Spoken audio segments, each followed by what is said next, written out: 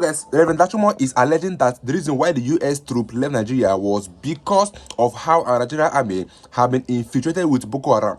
He said that US withdrew troops from Nigeria because their safety could no longer be guaranteed following infiltration of Nigerian military by repentant Boko Haram and a sub-terrorist, Reverend Dachumo alleges. Because we all know that the federal government, they are recruiting terrorists into our Nigerian army.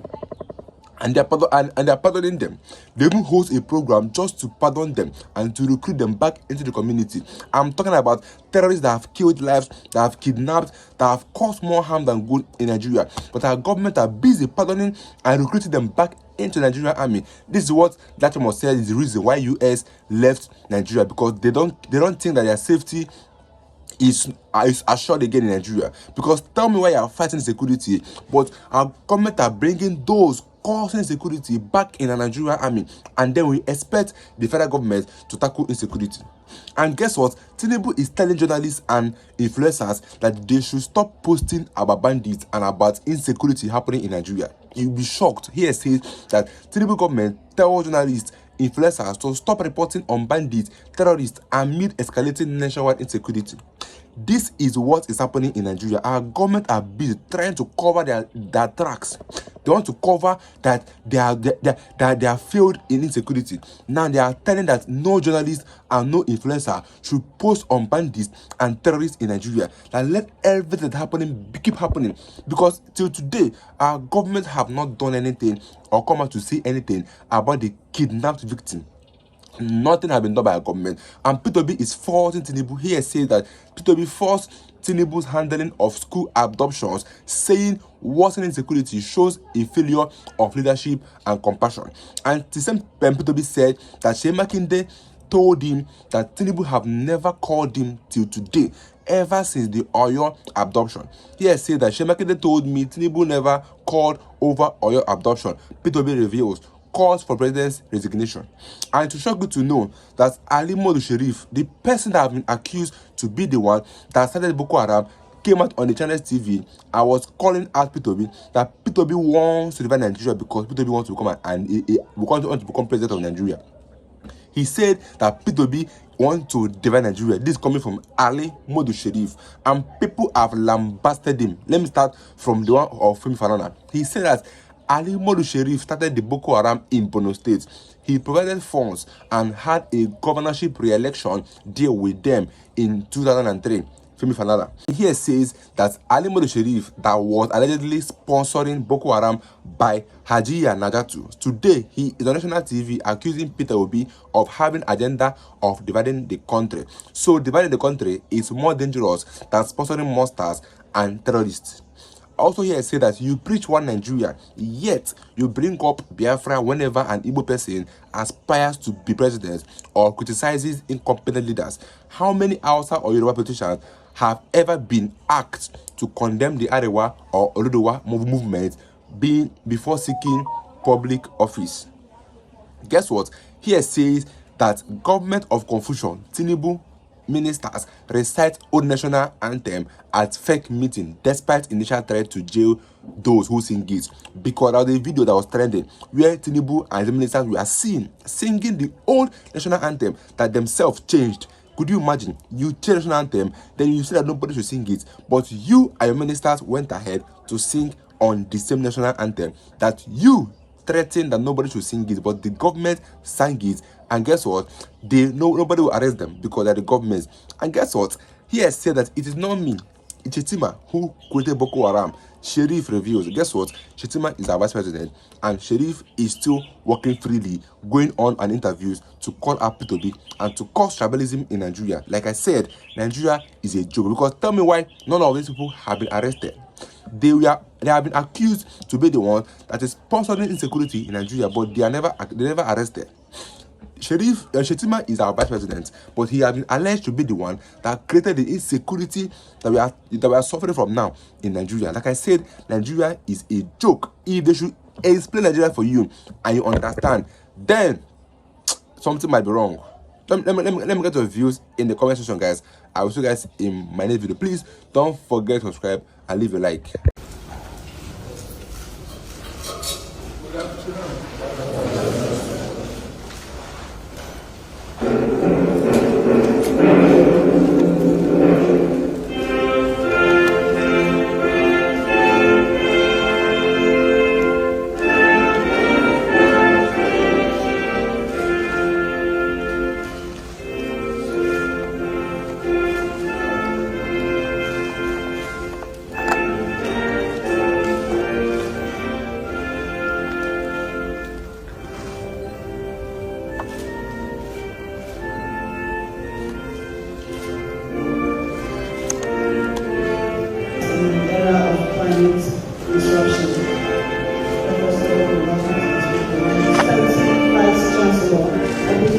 State University and was also conferred leadership and institution Africa Environmental Health and Safety Committee of the International Legal Pact. Who started the Boko Haram crisis in Borno State? A governor, one Modu Sharif, addressed the press and attempted to insult the collective intelligence and memory of Nigerians by denying any links with the dangerous, dreaded Boko Haram sect. I did reply him, and I'm expecting him to sue me, because he said he wanted to sue an Australian. You don't need to go to Australia. What you are looking for in Sokoto is in the pocket of your Sokoto. I'm ready to join issues with him, because not only did he sponsor that organization by providing funds for them, in 2003 he had a deal with the Boko Haram sect to get him to win the election, and that if he won his re-election, he will compensate the organization. When he won that election, he appointed Alhaji Bugu Foy as the Commissioner for Religious Affairs to implement Sharia in that state. When the man attended the first Executive Council meeting, he discovered that they were all talking about contracts and how to steal money. So he went back to the camp, the Boko Haram camp, and said, "Where you send me to is Gida Barawi, the house of thieves. I can no longer be part of them." So he was asked to resign, and that was how Foy resigned from the government of Modu Sharif. So to say that you don't know them is the greatest lie. I was just reminded this morning by somebody from Borno State that something was missing in my press statement. That in 2012 October 10, Alhaji Modu Sharif was arrested in Cameroon on grounds of his Boko Haram connection. But the government here pleaded with the Cameroonian authorities to release him, because he's a big man here, he cannot be arrested. A special envoy of President Goodluck Jonathan, Reverend Stephen Singh Davis, told the whole world that Alhaji Sharif, the former chief of army staff, Ian Jerika, and some senior officials of the Central Bank of Nigeria have been funding the Boko Haram sect. Up till now, the government has not reacted to this very important information. So when you are looking for the sponsors of Boko Haram, I think we now know where they are. But what is very disturbing is the fact that currently Nigerian soldiers are refusing to fight. A part of Nigeria has been annexed by the Boko Haram sect, and they have named the place the Caliphate Republic. Not less than 10,000 Nigerians are in Cameroon as refugees. They've left their homes, and we want APC to stop politicizing the Boko Haram menace. What is required on the part of all of us is to unite and fight this dangerous phenomenon. The irresponsibility of the political elite by cashing in on this poverty. We all know what started Boko Haram. Everybody knows. It was started in Borno by the then Borno governor, Ali Sharif. He's still roaming the streets freely. Yes. When Yusuf was caught alive, who created it? The ECOMOG. Who created the ECOMOG? We have to look at the root cause in order to find a solution. The root cause of that problem, as we know it today, is Ali Sharif. He used them for his own political machinery. He armed them as his political thugs. He even made one of them a commissioner. But they became too powerful. And they had no option but to try an elimination, which was not possible. and which we are all paying for. The military came in and they cashed in. And they have turned the Northeast into a cash cow. Military jumbo budgets, unaccounted for. I remember Jonathan was spending 2 billion naira every day on security. But there was no security. Hundreds and thousands of our people were slaughtered. And we also know that the army, more than anything else in Borno and Yobe, have contributed and enforced this so-called terrorism. Terrorism has become a multi-billion-dollar industry. Why do some of Nigerian politicians still have this kind of mindset when they still want this country to unite as one? Why is it that anytime Igbo person want to become president of this country, want to contest for the presidency of this country, you guys will bring the issue of civil war? You guys will bring the issue of Biafra. You guys will making it look as if that whenever Igbo person become the president of this country, his first intention is to divide the country. Why is it like this? It's same you guys that introduce no victor, no vanquish by Yakubu Gowon, which means that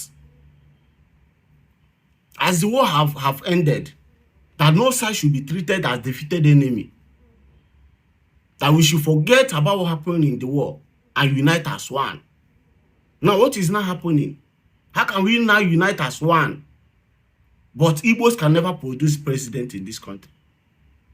How can we now unite as one, and you guys see profile Igbo people as people that have intention of dividing this country?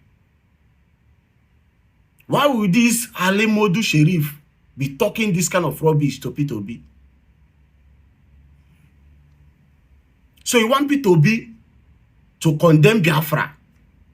You want P2B to tag Biafra a terrorist tribe, a terrorist group? You want P2B to denounce Biafra before he will become the president of this country? You want P2B to condemn Biafra before he will have enough rights to contest and become the president of this country? Before he will have enough rights to ask Tinubu to resign because Tinubu failed to perform his duty as president of this country? Because Tinubu was once asking Jonathan to resign because Jonathan failed to secure life and property. The same as P2B is now asking Tinubu to resign, step down, because he failed to secure life and property too. Now, this Ali Modu Sheriff is not saying that P2B is not qualified to ask Tinubu to resign or to become the president of Nigeria because he never condemned Biafra.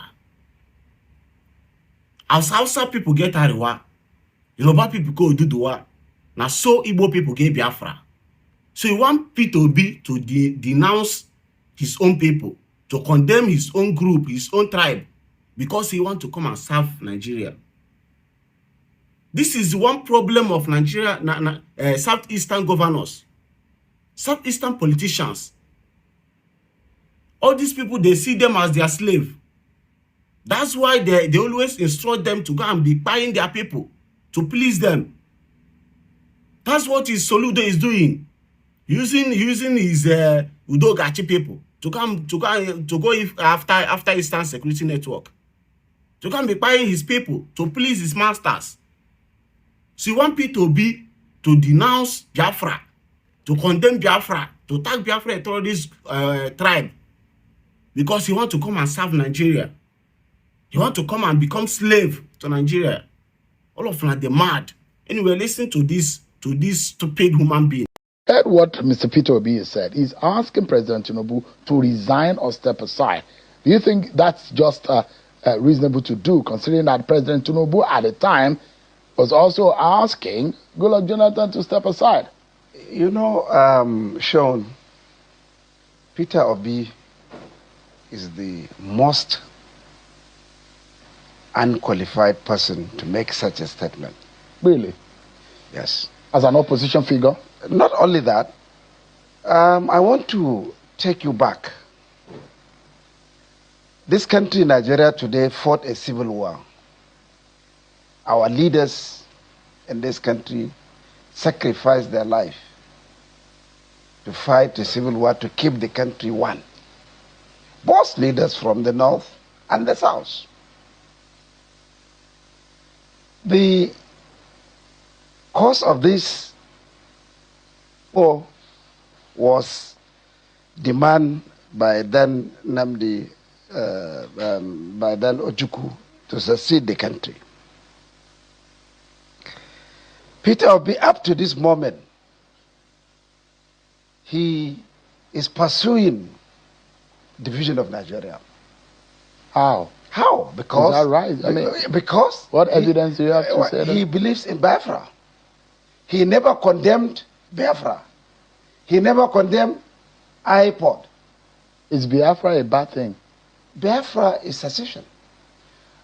Our country leaders fought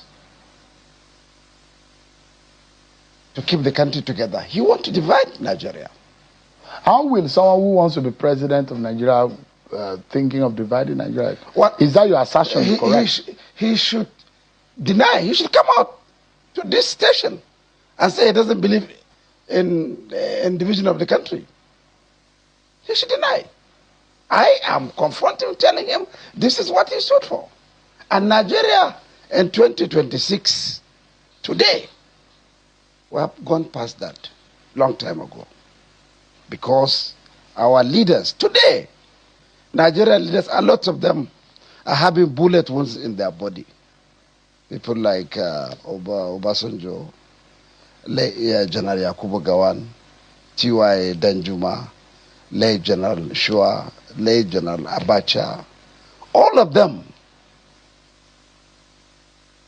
have a bullet wound in their body in order for Nigeria to be together.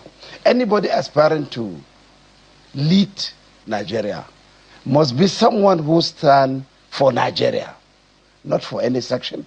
So because Peter Obi is an opposition to Bola Tinubu, not about, you don't think that... No. There are a lot of people that are in opposition to Bola Tinubu. A lot of people are wanted to be president. I never accused them of such. But he never condemned. Up to today, in eastern Nigeria, those that wanted to divide the country are calling for sit-up. Something is definitely wrong somewhere. I don't mean to be a bearer of bad tales, but good morning, trenches. Please help me tell who you can tag in the comment section. If APC can send an Ali Modu Sheriff, someone who has been accused of being linked with terrorism over and over again, they can send him to a national telly to go and speak against the Peter Obi. Something is definitely wrong somewhere. And I'm going to say this one time: if you are a Nigerian, both home and abroad, you should be worried. You should be fidgeting. You should be scared. Yeah, you don't know him. I don't want to shout. You remember Chibok girls? Oh yes, when they kidnapped the Chibok girls. You see this man, yeah, his name was mentioned. Not by a Nigerian, but by this man right here. Yes, this man was one of the negotiators for the release of Chibok girls. He said that his people, the people he was talking to, nation top politicians that are close to the Boko Haram, those who actually, you know, I'm going to put the article up here. And he mentioned the former governor. Guess the former governor. Guess now, Ali Modu Sheriff. You know when person they tell you say, oh, person when they talk to get level to the people. Don't worry, you know the politicians. We see the person here. That is the same person going on TV to talk about Peter Obi. These guys are so scared. Insecurity might end if Peter Obi comes in. They are so scared. For them to send an Ali Modu Sheriff in a same country, this man will be in jail in a same country. What's the name of this EFCC chairman? He will be roasting his brokers day and night. But no, he would rather carry me. He would rather carry me. This man, two-time governor of Borno State, was alleged to have mismanaged 300 billion. When you talk about the insecurity in the north, these are the people that should be grieved. Hey, sorrow. I saw the interview yesterday. A shock. I would prefer a Sheikh Gumi over this man. Nah, Nigeria is not a real place. That's what I tell you again. If you are a Nigerian right now in 2026, you are watching an Ali Modu Sheriff, you should be worried. You should be scared. The Desiani, the posting is corrupt. You know Desiani, this woman now, and even if you can do it, we don't understand. Desiani money touching hand, 450 million.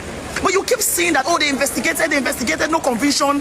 That is the problem of Nigeria, because these people don't get convicted, the crimes repeat in a circle. And tomorrow they become our heroes. Look at Ali Modu Sheriff in television, they're supposed to wipe a code. I'm in a public space. I'm disgusted. In fact, if I did not have confidence in Peter Obi before, now I know there's something there these people are desperately chasing. You too. In fact, if you not get believed before, now you're supposed to body. Because if Ali Modu Sheriff can be granted an interview, we are close. Woo. Hopefully, Arewa youth, we ask their voices and explain Ali Modu Sheriff to us.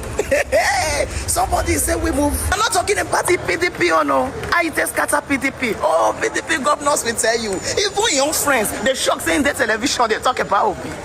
This bunch of dingbats. These are people that should be incarcerated. These are not humans that should walk among us. When you talk about the crisis we face, you want to trace down to the roots. These are people that should not go free. I can't even believe how to come outside to make this video. How to come outside from inside. Because if an Ali Modu Sheriff can be restless enough to go to the telly,